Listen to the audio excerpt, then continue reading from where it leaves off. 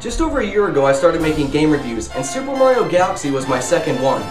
Well, released just last week was Nintendo's Super Mario Galaxy 2, so of course I had to pick it up.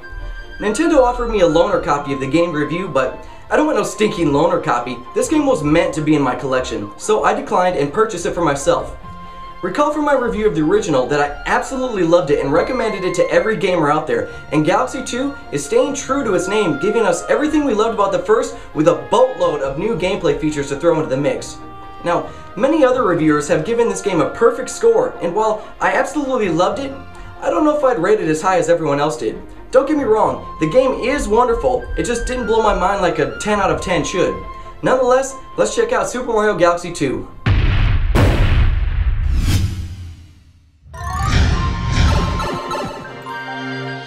As with most Mario games, there really isn't too much of a story to speak of. The game opens in classic 2D Mario fashion and cleverly transitions into 3D once you've got a good feel for the controls. Mario's on his way to visit Princess Peach to watch some stars and eat some cake. Of course, a hugified Bowser shows up to crash the party and is all emo because he never gets invited to eat some cake, so he kidnaps Peach and Mario chases after him. Same old, same old. The story doesn't have anything to do with the first game, as it's neither a prequel nor a sequel. Mario once again gains his powers from Baby Luma, and this time a purple grimace-looking dude shows up and offers a planetary spaceship to Mario to help him chase down Bowser.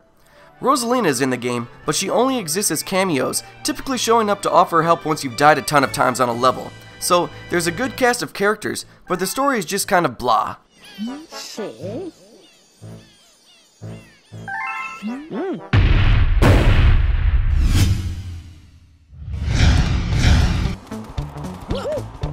If there's one thing we should come to expect with Super Mario Galaxy games, it's that you're going to get a lot of game for your hard-earned dollar. Ringing in at the standard $50 for a new Wii title, Galaxy 2 took me around 24 hours to collect the game's 120 stars, which you collect after each level.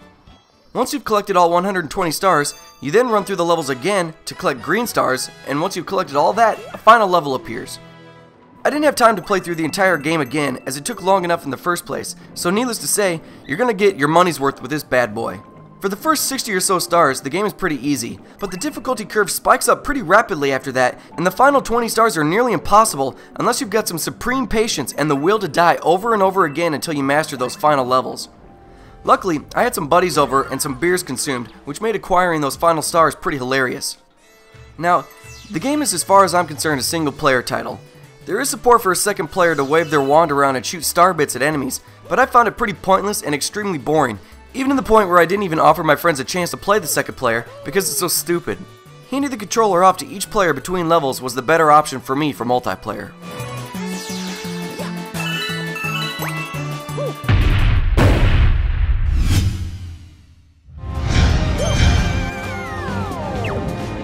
For all intensive purposes, it's really the gameplay that makes Mario Galaxy games so great. The original Mario Galaxy brought us tons and tons of great and unique gameplay mechanics, and Mario Galaxy 2 takes it to the next level. Mario again has the ability to throw fireballs and turn into a bee or a ghost, but now can create clouds, drill through dirt surfaces, turn into a stone ball, and even become an extremely difficult to control spring. On top of that, Yoshi makes his debut in the series, allowing Mario to jump greater distances, eat enemies, and even gain some power-ups allowing him to travel super fast, reveal hidden paths, and even fly to great heights. Plus, Yoshi is just super cute anyway. What's great is each level is completely different from all the others in terms of gameplay and gimmicks, so really, you've got a ton to do and lots of skills to master. The way in which you access the levels has been changed from the original title, and has returned to the style of Super Mario Bros. 3, in which you navigate a map now instead of roaming around Rosalina's starship. As you collect stars and comet coins, new galaxies will become available to you to access, and Prankster Comics will offer challenges to previous levels that you played in the form of speedruns and beating the level with a single hit point. In addition, various characters, including a hilarious chimp, will offer various other challenges, and altogether, these will become very difficult and will really test your patience. Finally, you have the ability to play certain levels as Luigi, in which you unlock a ghost of a developer speedrun that you can race against.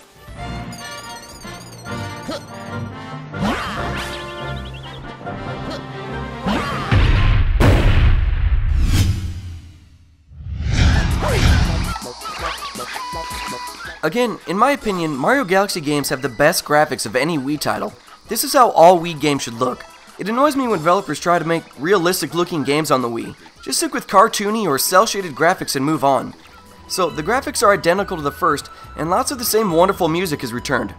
It's a true sequel. The first game did everything right, and this game simply capitalizes on it and adds new features. Each level has a unique look and feel, taking you to every environment imaginable. Simply put, the presentation is spot on and all around wonderful.